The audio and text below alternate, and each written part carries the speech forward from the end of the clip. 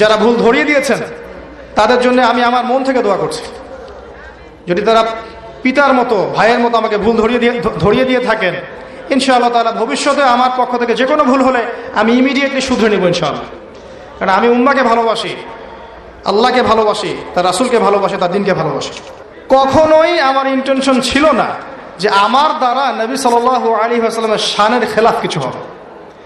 বরং যদি নবীর জন্য জীবন দেওয়ার প্রশ্ন আসে, তোমার আগে আমি দাঁড়াবো ইনশাআল্লাহ,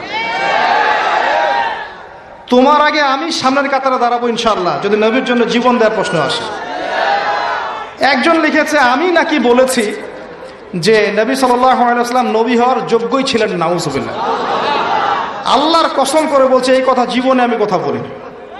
এই কথাটাকে দিয়ে বিতর্কিত করেছে। আমি এতটুকু বলবো যে আমি সচরাচর মানুষের নামে বদদুয়া করি না। যে কাযযাব এই কাজটা করেছে, আল্লাহ পাক যেন তার এই মিথ্যার প্রতিদান তাকে দান করে। 2 নম্বর যে লাইনটা দিচ্ছিল, যে আমি বলেছিলাম তিনি ভয় পেয়ে গিয়েছিলেন, এরকম বলেছিলাম। ফিতরাতুল ওয়াহির সময় গ্যাপ ছিল একটা ওয়াহির, তিনি ভয় পেয়ে গিয়েছিলেন, কয়েকবার পাহাড়ের চূড়ায় উঠে তিনি নিজেকে ফেলে দেওয়ার চেষ্টা করেছেন, এমন একটা কথা বলেছিলাম। আল্লাহর কসম করে বলছি যে এই কথাটা বলার মধ্য দিয়ে আমার ইন্টেনশন কখনো এমন ছিল না যে এখানে নবীর শানের খেলাফ কিছু হচ্ছে।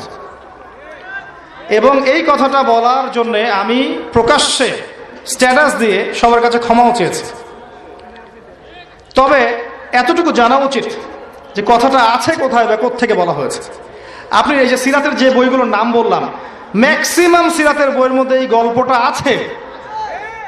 আপনি আর রাহিকুল মাখতুম বইটা পড়েন, দেখবেন এটা আছে রাহিকুল মাখতুম বইয়ের মধ্যে, অন্য অনেক বইয়ের মধ্যে আছে, যারা পড়েছেন আপনারা সবাই জানেন। কিন্তু রাহিকুল মাখতুম বইটা 1187টা বইয়ের মধ্যে প্রথম স্থান অধিকারকারী বই। আমার কথা শোনেন। আর রাহিকুল মাখতুম বইটা রাওয়াতে আলেম আল ইসলামিয়ার কম্পিটিশনে 1187টা পাণ্ডুলিপির মধ্যে ফার্স্ট প্রাইজ পাওয়া বই আল্লামা সফিউর রহমান মোবারকপুরী রাহিমাহুল্লাহ। এই বইয়ের মধ্যে এই ঘটনাটা আছে এবং এই ঘটনাটা সহিহ বুখারীর মধ্যে একটা রেওয়ায়েতে এসেছে, যদিও বা রেওয়ায়েতের সনদে দুর্বলতা আছে। এখানে এটা সরাসরি নবীর কথা নয়, আয়েশা রাদিয়াল্লাহু আনহার কথা নয়, যেটা আমার জানা ছিল না। যেটা আমার জানা ছিল না সেটার জন্য আমি অবশ্যই অ্যাপোলোজাই করতেই পারি যে এই জ্ঞানটা আমার তখন ছিল না। আমি রাহিকুল মাখতুম বইয়ের হাওয়ালা দিয়ে কথাটা বলেছিলাম। এখন কথা হচ্ছে, রাহিকুল মাখতুম বইয়ের মধ্যে কিন্তু হাদিসের কোনো তাহকিক নেই। আমার কথাটা শোনেন, যে রাহিকুল মাখতুম বইয়ের মধ্যে এটা আছে আল্লামা সফিউর রহমান মোবারকপুরী রাহিমাহুল্লাহর বই, যেখানে ফার্স্ট প্রাইজ পেয়েছে বইটা, এই বইয়ের মধ্যে কিন্তু এই ঘটনার কোনো তাহকিক নাই, কোনো তাহকিক নাই যে এটা সত্য না মিথ্যা, এটার কি মুরসাল নাকি সনদে সমস্যা আছে, কোনো তাহকিক নাই। এতদিন ধরে রাহিকুল মাখতুম বইটা ছাপানো হচ্ছে বিভিন্ন প্রকাশনীতে, 5টা 10টা প্রকাশনী ছাপাচ্ছে, লক্ষ লক্ষ কোটি কোটি কপি রাহিকুল মাখতুম কিন্তু বাজারে আছে। কই এই প্রকাশনা সংস্থা, এই প্রচার মাধ্যম, এই যারা অনুবাদ করেছে, তাদের কাউকে তো আপনি কুফরি ফতোয়া দিলেন না, তাদের কারো বিরুদ্ধে তো কোনো কথা বললেন না। যদি কথা বলতে হয় ওই বইটাকে ব্যান করে দেন, তাহলে বইটাকে ব্যান করে দেন। আর যদি কুফরি ফতোয়া দিতে হয়, সফিউর রহমান মোবারকপুরী রাহিমাহুল্লাহকে কবর থেকে তোলেন, তুলে কাফের ফতোয়া দিয়ে আবার দাফন করে দেন। সুবহানাল্লাহ। উনার বইয়ে কিন্তু কোনো তাহকিক দেওয়া হয়নি, এবং আরো সিরাতের বইগুলোতে এই ঘটনাটা আছে যেটার কোনো তাহকিক দেওয়া হয়নি। আর তাহকিক তো আমরা করার যোগ্যতা সত্যি রাখি না। এই জেনারেল লাইন থেকে যারা উঠে এসেছে এবং যারা তালেব ইলম, তারা কি সবাই হাদিসের তাহকিক করতে পারে? তারা যখন এই বইটা পড়বে, তাদের সামনে যখন আসবে, এই লাইনগুলো চলে আসবে, তারা কি এটাকে বিশ্বাস করবে না? স্বাভাবিক করতেই পারে। তাহলে কি দায়িত্ব ছিল?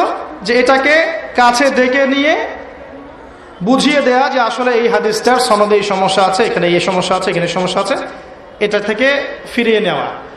কিন্তু এই কাজটা আমরা করতে পারি নাই। আমরা ইন্টেনশনালি কাজটা করেছি। লেকচারের টপিক ছিল হয়তো অন্য কিছু, এখান থেকে 2-1টা লাইন বাছাই করে এটাকে ভাইরাল করা হয়েছে, তার মানে পিছনে কোনো উদ্দেশ্য আছে।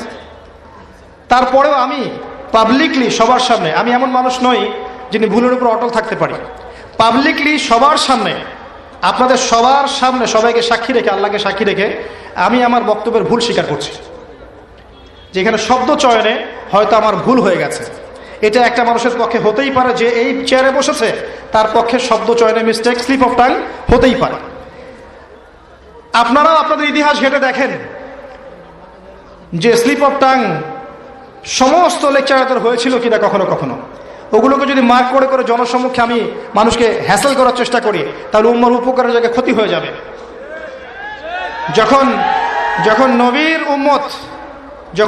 উম্মত কবর সেজদা দেয়, মাজারে সেজদা দেয়, যখন ইয়া করে বেদাতের উপর আমলগুলো করে, হারাম খায়, নবীর উম্মত যখন মায়ের খায়, তখন নবীর শানের খেলাফ কিছু হয় না? এইগুলোর এগেনস্টে কথা বলা যায় না? আমরা বিনয়ের সাথে অনুরোধ করব যে মানুষ মাত্র ভুল হতে পারে, একটা বিষয়কে নিয়ে, ইস্যুকে নিয়ে এত বেশি মাতামাতি করবেন না যে এই বিষয়গুলোকে নিয়ে কথা বলতে বলতে বলতে বলতে আমাদের সত্যিকার শত্রু যারা, এরা আরো 10টা দিন 20টা দিন এগিয়ে যায়। যতটা সময় আমরা এগুলোতে নষ্ট করি, ওই সময়গুলোতে ইসরায়েল আরো 10টা মিসাইল বানিয়ে ফেলে। মৌলিক বিষয় দিকে কাজ করুন। আল্লাহর বান্দা হিসেবে আমি আমার